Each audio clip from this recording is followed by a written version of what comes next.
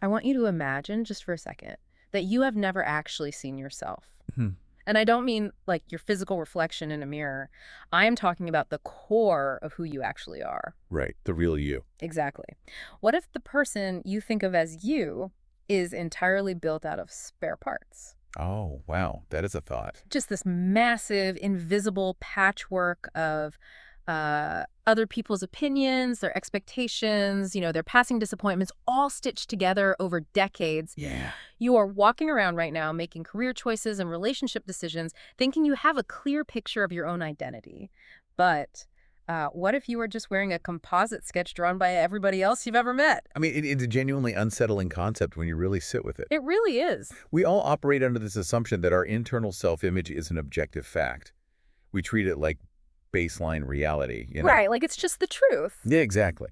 But the truth is, for almost every single one of us, that internal image is a highly negotiated, heavily compromised space. And that concept is the foundation for today's deep dive. We're exploring this brilliant and intensely challenging essay called The Mirror Without Glass, toward unmediated self-perception. It's such a fascinating text. It really is. And our mission today is to help you peel back the layers of what this text refers to as the borrowed eye. A borrowed eye, yeah. We're going to figure out how you can actually locate a self-perception that requires absolutely zero confirmation from anyone else, a view of yourself that is entirely sovereignly yours. Okay, let's unpack this. Where does this borrowed eye even come from, and why are we so dependent on it? So the central premise here is that your internal image is quite literally on loan. It is fundamentally social. Okay. From the moment we are born, our survival depends on the tribe. So we begin assembling a self from the fragments of how others react to us. Like looking for clues about who we are. Exactly. We look for cues, a parent's sudden frown, a teacher's praise, maybe a partner's subtle withdrawal. Right, a little thing.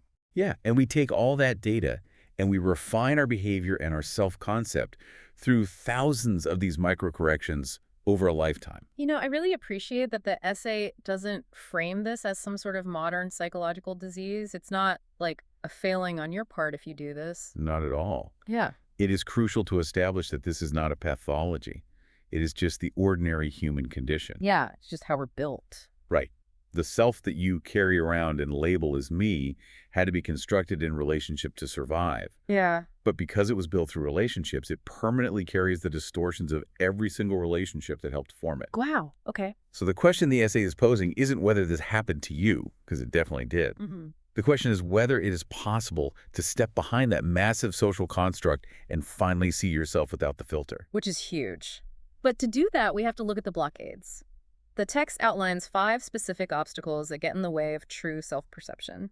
And the first one is probably the loudest internalized voices. Oh, yes. We all have that chorus in our heads, right? We absolutely do. Parents, early mentors, Sure. friends who maybe loved you but only conditionally, or even strangers who handed you a passing judgment. Yeah, totally. Those voices move in so completely and so early that they masquerade as your own native thoughts. Hmm. There's a line in the essay that perfectly captures this. It says, "I am too much," is not a self-perception. It is someone else's comfort level, installed so early it forgot its return address. Wow, that is such a profound way to look at it. You think you're being incredibly self-aware by saying, I'm just too demanding or I'm too intense. Exactly. But you aren't actually perceiving yourself. You are literally just echoing the preferences of someone from a decade ago who liked things quiet. Precisely. You are treating someone else's boundary as your own identity. That is wild. And to achieve neutrality, you have to learn to hear those voices as foreign objects rather than absolute truths. And once you start noticing those voices, you realize they're constantly driving another massive obstacle, the comparison mechanism. Which makes total sense. If your identity is built on social feedback, you have to constantly measure yourself against the room just to know who you are. Right. And that measuring destroys any chance of accurate perception. How so? Well, when you perceive yourself only in relation to others, you aren't seeing yourself. You are seeing a relative position. You are just mapping a hierarchy. Oh, like if you're the most vocal person in a room full of deeply shy people, you feel like a bold leader. Yes. But then put you in a boardroom full of aggressive extroverts and suddenly you feel hesitant and small. Mm-hmm. So your image of yourself is constantly flickering. It flickers because the baseline keeps moving. And that relentless instability inevitably forces us into the third obstacle, which involves two sides of the same coin: idealization and self-deprecation. Okay.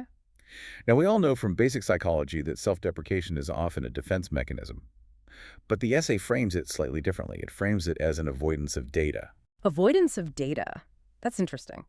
Because usually people who are highly self-deprecating think they are being brutally honest about their flaws. They think it's honesty, but it's actually a preemptive strike.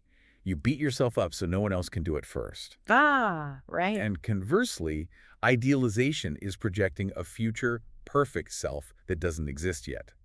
Both of these states, staring at a fantasy of who you should be or obsessing over a worst-case scenario of who you might be, prevent you from simply looking at the raw, neutral data of who you are right now in this exact moment. Because looking at the raw data is terrifying. Which brings us to the fourth obstacle, the performance layer. The text describes this as a state of chronic stage fright. Yeah, that's a great way to put it. We've spent so much of our lives curating our image for an audience that we observe ourselves being observed even when we are completely alone in our own homes. It becomes a closed neurological loop. The performed self becomes the only self you even know how to access. That is so exhausting. And that loop is continually fueled by the fifth and final obstacle: emotional reactivity. Right.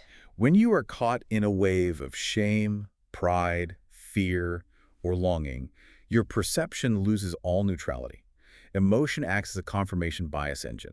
The perception is just recruited to justify the story the emotion wants to tell. I was thinking about these 5 obstacles, and the only modern parallel that makes sense to me is like a customized algorithm feed. Oh, interesting. How do you mean? Think about when you log into your favorite social media app. You scroll through, and you think that feed represents your authentic, organic taste. But it absolutely does not. Right, it's totally curated by the app. Exactly. Yeah. It is just a complex reflection of what other people have fed you, how you've historically reacted to them, and how you've performed for the platform to get engagement.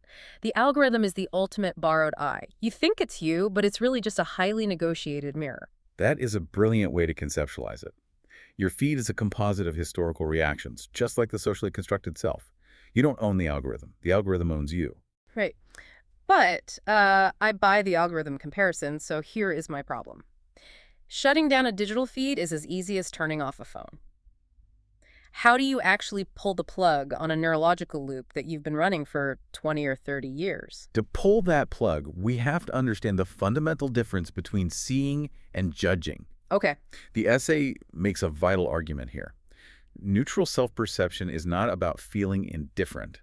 It is about demanding precision. Precision. Yes, to see yourself clearly, you have to observe your internal landscape the exact same way a meteorologist observes the weather. Okay, wait. I have to push back here on behalf of the listener because this is where the text almost lost me. Fair enough. Go ahead. If I am just passively watching my massive fear of confrontation roll in like a cold front, or I'm just looking at my toxic traits and going, oh, look, it's raining jealousy today, and I'm not judging it or trying to fix it, doesn't that just lead to massive complacency?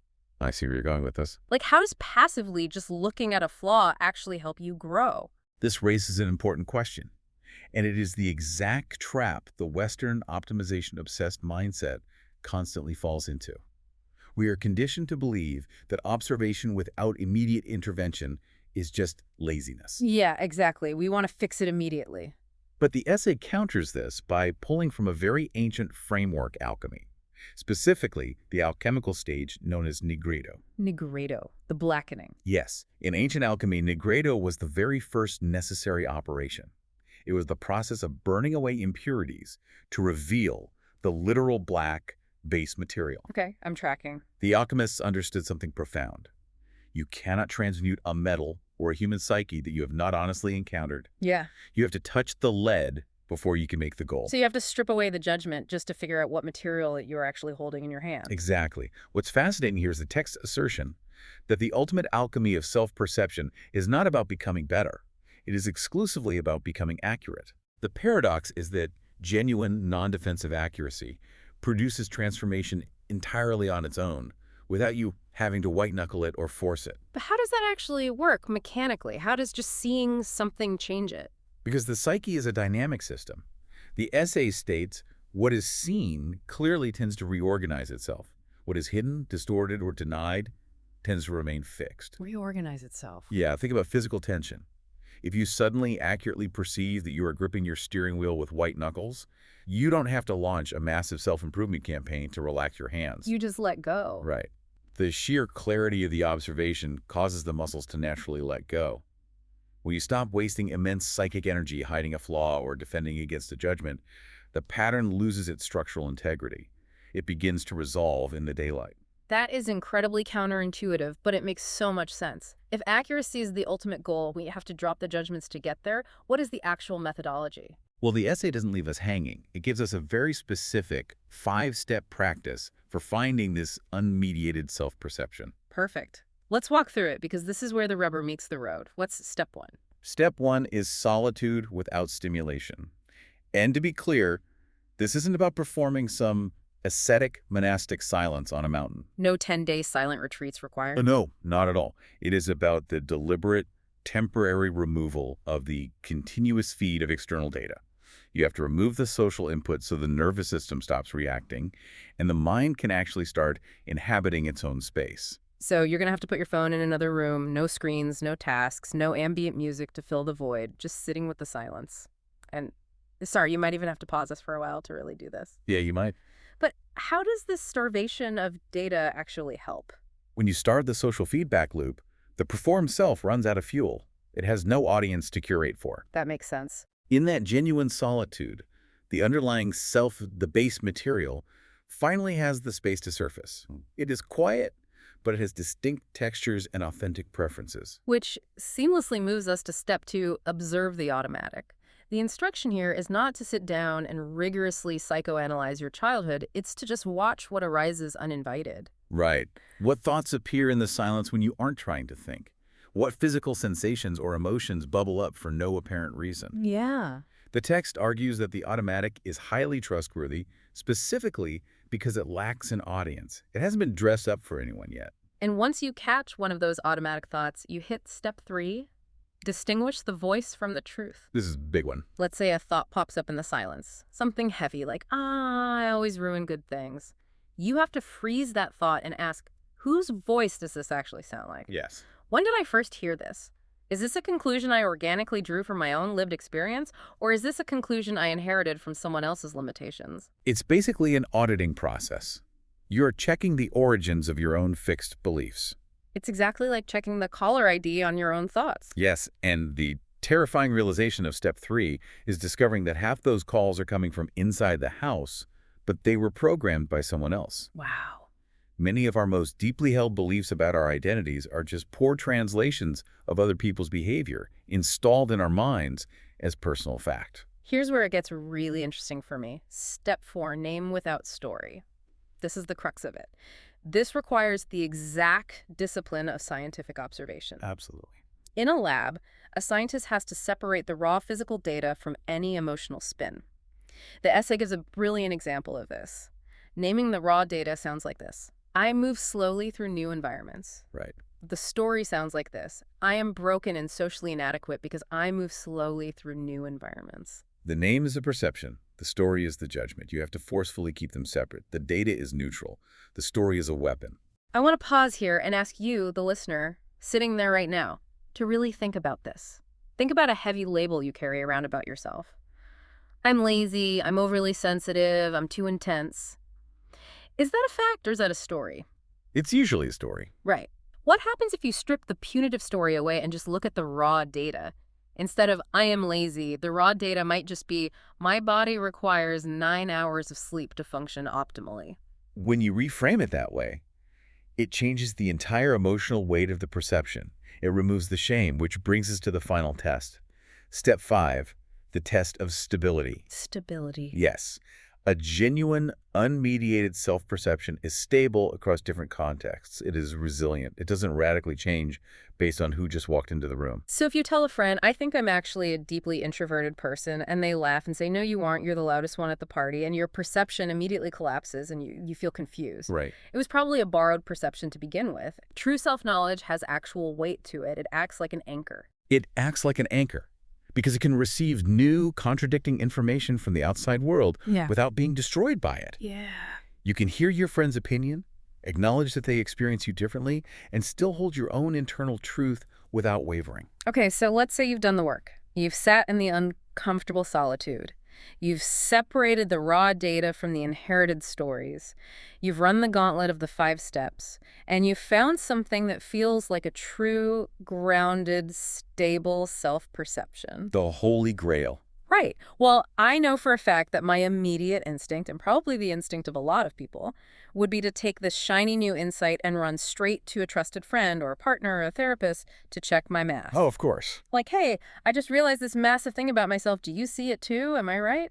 And this is where the essay issues its most rigid, uncompromising warning. Yeah. Oh. It explicitly states that this final synthesis must be done entirely alone. You cannot outsource the final draft of your identity to anyone else. But why? That feels so isolating. If I have a therapist I've paid thousands of dollars to help me see myself clearly, or a partner who loves me unconditionally, why on earth shouldn't I let them validate this? Why can't we co-author it? Because of what the text calls the structural limit of external witness. The structural limit. Yes. Yes. The essay is brutally clear on this point. No one can fully see you because no one is you. Even the people who love you the most faithfully are still looking at you through the aperture of their own history, their own unmet needs, and their own limitations of perception. So you're saying they literally cannot see the objective truth of me because it is physically impossible for them to take off their own glasses. Exactly. If you form your core self-perception primarily through relationship, it will always inevitably carry the relational equation. It's tainted. Well, modulated. It will be modulated by what your partner can safely handle, or what your dynamic with your best friend requires to stay stable. And the text points out something very beautiful here. This is not a failure of love. That is so important. It's not a failure of love. Your partner isn't failing you by not seeing you perfectly. It is just structurally impossible for them to be your mirror without adding their own tint to the glass. If we connect this to the bigger picture, it perfectly explains why seeking external validation for our core identity is so deeply exhausting. Yeah. It is a fool's errand. Yeah. Others can absolutely offer data points that can reflect patterns you might have missed. But the synthesis, the complete, accurate living image of the self, can only be assembled from the inside. There is a powerful defining line in the text regarding this necessary isolation. It says, this is not loneliness, it is sovereignty. This is not loneliness, it is sovereignty. That is incredible. Refusing to let other people co-author your core identity isn't isolating yourself. It is claiming your own throne. It is taking back the pen. And when you finally claim that sovereignty, the result is what the text calls coherence. So what does this all mean in a practical sense? Talk to me about coherence. What does this full clarity actually feel like on a random Tuesday afternoon? The essay specifically notes that true coherence is rarely a dramatic cinematic revelation. The skies do not part. It doesn't feel like a rupture. So no lightning bolts. No lightning bolts. No. It feels like a very quiet, unforced recognition. Yeah. You finally see something that was always there, but the static of everyone else's opinions is gone. Wow. And the most tangible, physical result of this is a profound sense of calm. Not because you've magically suppressed your anxieties or solved all your problems, but because you are no longer burning massive amounts of psychic energy managing a distorted image. The way I am synthesizing this is to imagine that you've got this pretense engine running in the background of your psyche 24 hours a day, 7 days a week. I like that, a pretense engine. Yeah, and it is constantly burning fuel to maintain the performance, maintain the defenses, and curate the image for whatever audience is in the room. Achieving coherence means you finally walk over and shut that pretense engine off. Right. And suddenly all that fuel, all that reclaimed energy is available to actually drive your life forward. That is an excellent visualization. When the distance between your true inner experience and your outer expression narrows to zero, decisions become incredibly easy. Because you're not fighting yourself. Exactly. Not because the choices themselves are suddenly simpler, but because the person making the choices actually knows what they value, what they fear, and what they need without any internal contradiction. You weren't constantly polling the committee in your head before you act. You just act. Exactly. Coherence is a functional, highly embodied state. It is the necessary foundation of every authentic action you will ever take. Okay, as we bring this deep dive to a close, let's just briefly recap the intense journey we've been on today. We started by looking at how our internal image is essentially on loan. The borrowed I constructed from social feedback, comparison, and internalized voices. We sure did. We talked about the crucial difference between seeing and judging and how we have to observe our inner weather with absolute precision. We walked through the alchemical fire of Negredo, realizing that raw accuracy, not forced self-improvement, is the true catalyst for transformation. And we carefully covered the 5 steps of unmediated perception, moving from the discomfort of solitude to distinguishing our true voice from inherited stories and naming our reality without the punitive spin. Right. And finally, we confronted the hard truth that genuine self-clarity requires absolute sovereignty. It cannot be outsourced, not even to those who love us the most. Because at the end of the day, full self-clarity isn't just some nice, fluffy spiritual luxury. As the text argues, it is the fundamental prerequisite for coherent action. If Yeah. you make a decision about your career or your family from a distorted self-image, you are just carrying that distortion forward into your future. Yes, You are building a life for a person who doesn't actually exist. it is the defining difference between living an original life Mhm. and living a lifelong reaction. Before we go, I want to leave you with one final thought to mull over. Something to explore on your own that builds on everything we've just talked about.